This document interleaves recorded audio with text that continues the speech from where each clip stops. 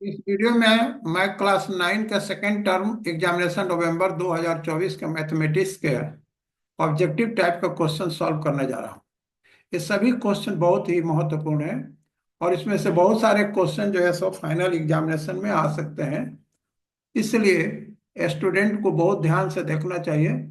आइए सबसे पहला क्वेश्चन करते हैं, निम्नलिखित में कौन परिमेय संख्या है। इसको फर्दर सिंप्लीफाई नहीं किया जा सकता है, इसलिए परिमेय संख्या नहीं है। यहाँ पर 2/5 है, ये परिमेय संख्या है। ए √7/3 है, ये परिमेय संख्या नहीं है। यहाँ पर 3 + 2 √2 है, ये परिमेय संख्या नहीं है। यानी इसमें रूट है, इसमें भी रूट है और इसमें भी रूट आ रहा है, लेकिन ये बिना रूट का है, इसलिए इसका करेक्ट आंसर जो है सो बी होगा। इसका करेक्ट आंसर बी होगा। 2 नंबर क्वेश्चन में √64 यानी निम्नलिखित में से कौन अपरिमेय संख्या है। इसमें 3 परिमेय होगा और एक अपरिमेय, तो ए 8/9 हुआ। यहाँ पर 5 + 6 यानी 11 हुआ। यहाँ पर 3 - 2 = 1 हुआ। और यहाँ पर 3√3 × 3 यानी 9√3 हुआ। यानी ये परिमेय है, ये परिमेय है, ये परिमेय है। लेकिन ये जो है क्वेश्चन अपरिमेय नंबर अपरिमेय है, तो इसका करेक्ट आंसर डी हुआ, यानी ए इरेशनल नंबर है। तो इसका करेक्ट आंसर डी हुआ और इसका ए बी हुआ। क्वेश्चन नंबर 3 में ये 2 नंबर को हमको मल्टीप्लाई करना है। ये दोनों नंबर को मल्टीप्लाई कर सकते हैं। ए √5² - √3² हो जाएगा, यानी 5 - 3 = 2 हो जाएगा। क्योंकि ए जो है a - b a+b के फॉर्म में है। a - b × a+b = a² - b²। √5² = 5, √3² = 3, अब 5 - 3 = 2। इस प्रकार इसका करेक्ट आंसर सी हुआ। क्वेश्चन नंबर 4 में a+b² इसको जो है सो हम लोग √2 + √3 का होल स्क्वायर कर देंगे। ये हो जाएगा √2 का स्क्वायर प्लस 2 × √2 × √3 प्लस √3 का स्क्वायर होगा, यानी 2 + 2 √6 प्लस 3, यानी 5 + 2 √6 होगा। यानी 5 + 2 √6 इसका बी आंसर होगा। क्वेश्चन नंबर 5, इसमें √3 - 1/√3 + 1 को रेशनलाइज करना है। दोनों तरफ में, दोनों न्यूमरेटर और डिनोमिनेटर में हम लोग √3 - 1 से मल्टीप्लाई करेंगे। तो ये √3 - 1/√3 - 1, ये न्यूमरेटर को न्यूमरेटर से मल्टीप्लाई करेंगे तो a - b को होल स्क्वायर से a3 + 1 - 2 √3 हो जाएगा और ये 3 - 1 हो जाएगा। ये 4 - 2 √3/2 हो गया। 2 कॉमन ले लेंगे तो यहाँ पर 2 - √3/2, 2 2 कैंसिल हो गया, यानी 2 - √3। इसका करेक्ट आंसर होगा ए। 6 नंबर क्वेश्चन में हम लोग को 16√6 को डिवाइड करना है 4√3 से। तो हम लोग रेशनल को रेशनल से डिवाइड करेंगे, यानी 4 होगा। और ये जो है ये 3 2 जा 6 हो जाएगा, तो 4√2 इसका करेक्ट आंसर होगा। 4√2 दिया होना चाहिए, यानी इसका बी आंसर हुआ। 7 नंबर क्वेश्चन में आइए, πx + y = 29, x = 7π, तो y का वैल्यू फाइंड करना है। यहाँ पर हम लोग 22/7 × 7 + y = 29, ये 7 7 कैंसिल हो गया। फिर y = 29 - 22 = 7 हुआ, इसलिए इसका करेक्ट आंसर डी हुआ। 8 नंबर क्वेश्चन में x - 2y = 4 का हल, one solution of the equation, एक एक बार वैल्यू रखें। 2a इस वैल्यू को रखें तो 2 - 2 × 0 2 होता है, ये वाला नहीं होगा। ये 0 2 हुआ है तो 2 2 जा 4 -4 = 4, ये भी नहीं है। ये 4 लेते हैं तो 4 - 0 = 4, ये वाला करेक्ट आंसर है।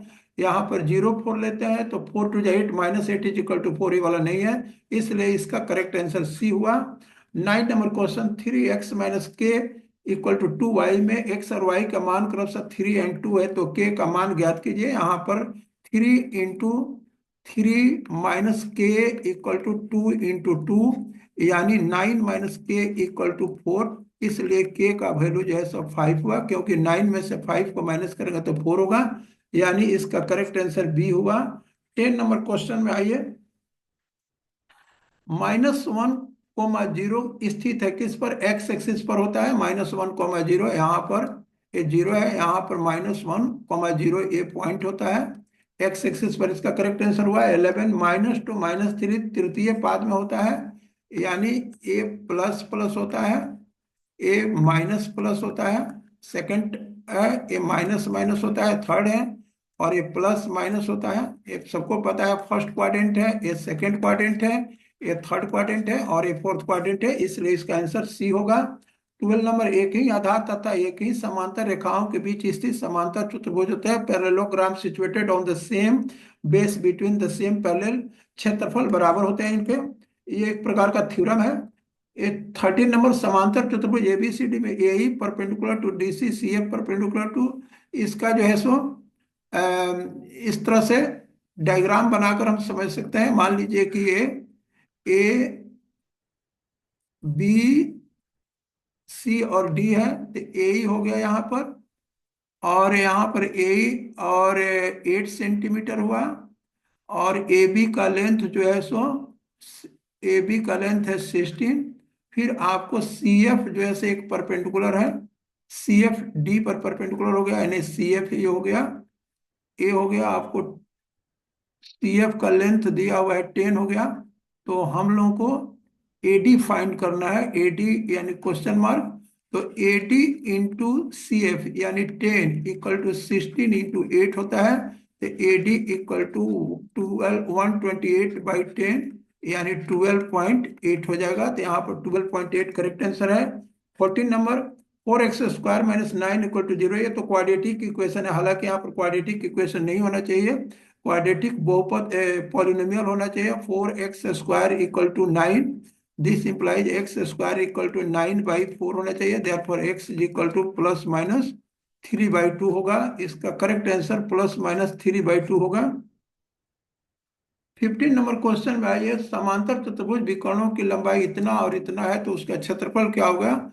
इसका जो एरिया होता है half into product of the diagonal होता है, यानी 16 इंटू 24। इसको काटेंगे, 8 चौका 32, 8 दूनी 16, 3 19, 192 होगा। यहाँ पर 192 करेक्ट आंसर है। 16 नंबर, वृत्त के सबसे छोटी लंबी जीवा कहलाती है, व्यास कहलाती है डायमीटर। 17, वृत्त की चाप और उसके संगत जीवा घिरा क्षेत्र का the region surrounded by an arc of a circle and its corresponding chord. ये इस तरह का जो है सो डायग्राम बनेगा, इसमें इस पार्ट को बोल रहा है, तो इसको सेगमेंट बोलते हैं, यानी वृत्तखंड बोलते हैं। यहाँ पर 80 नंबर क्वेश्चन है, 5x - 7y = 4 का हल क्या होगा। 5 5 = 25, 7 3 = 21, 25 - 21 = 4। इसका करेक्ट आंसर ये होगा 19। किसी वृत्त का चाप और संगत दोनों त्रिज्याओं का घिरा क्षेत्र, यानी ये डायग्राम हुआ इसका, ये डायग्राम हुआ यानी इसका ये, तो इसको जैसा सेक्टर बोलते हैं, यानी त्रिज्य खंड बोलते हैं।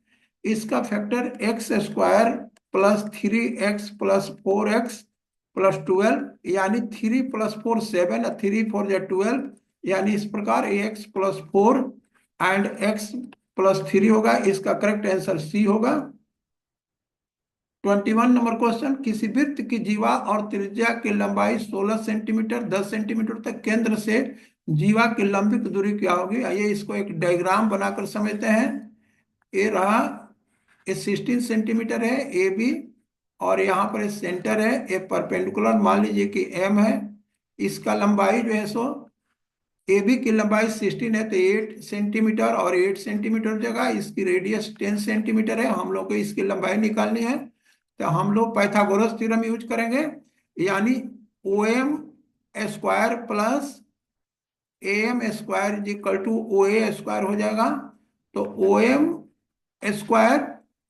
AM, यहाँ पर इसका जो perpendicular distance from the centre, यानी हम लोग को OM निकालना है, तो AM हो गया 8² और 10²। OM² = 10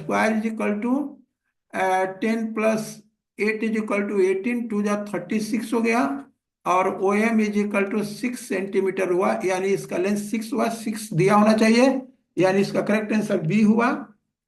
22 नंबर क्वेश्चन, घनाभ के कोरों की संख्या क्या होती है? घनाभ के कोरों की संख्या 12 होती है। यदि घनाभ की लंबाई चौड़ाई ऊंचाई इतना है तो इसको वॉल्यूम कितना होगा, मल्टीप्लाई करेंगे, 2 3 जा 6 4 जा 20, 4 घन सेंटीमीटर होगा। 24 क्या, यदि घनाभ की लंबाई चौड़ाई ऊंचाई तीनों बराबर हो तो उसको क्या कहा जाता है? घन कहा जाता है, डी होगा। 25 6 सेंटीमीटर किनारे वाले घन का आयतन क्या होगा? तो इसका जो वॉल्यूम होता है L⁻³ होता है, तो 6⁻³ यानी 216 सेंटीमीटर क्यूब हो जाएगा। 216। 26 नंबर क्वेश्चन, घनाभ में कितने आयताकार पृष्ठ होते हैं? तो घनाभ में टोटल 12 आयताकार पृष्ठ होते हैं, सॉरी 6 आयताकार पृष्ठ होते हैं। 27, किसी कमरे की लंबाई चौड़ाई और ऊंचाई 5 मीटर, 4 मीटर और 3 मीटर है, तो उसको चारों दीवारों का क्षेत्रफल क्या होगा? तो चारों दीवारों का क्षेत्रफल होता है 2H × L + B, यानी 2 × 3 × 5 + 4 = 54 हो जाएगा। 54 होना चाहिए कहीं, ए इसका करेक्ट आंसर होगा। 28 नंबर क्वेश्चन, किसी घन का संपूर्ण पृष्ठ क्षेत्रफल 96 सेंटीमीटर, कोर की लंबाई क्या होगी? तो 6L² = 96, L² = 16, देयरफॉर L = 4 होगा। इसका करेक्ट आंसर 4B होगा। 29, 7 सेंटीमीटर किनारे वाले दो घनों का आमने सामने जोड़ने पर प्राप्त घनाभ की पूर्ण संख्या क्या होगी? तो ये होता है, यानी ये डायग्राम एक हम बना रहे हैं आपको समझने के लिए। ये देखिए, दो घनों के जोड़ने के बाद से ये जो है सो यहाँ पर L 14 हो जाएगा, B एज इट इज 7 होगा और H जो है सो 7 होगा। पूर्ण संपूर्ण पृष्ठ संख्या हो जाएगा 2 × 14 × 7 +14 × 7 + 7 × 7 = 2 × 98 + 98 + 49, 49 × 5 = 245 × 2 = 490। इसका 490 आंसर है। 30 नंबर क्वेश्चन, √2 √3 1/√2 1/√3 में सबसे छोटी संख्या 1/√3 हुआ, तो इसका करेक्ट आंसर है 1/√3 हुआ। इस वीडियो में इतना ही, अगले वीडियो तक, तब तक आप, thank you for very much for watching my video.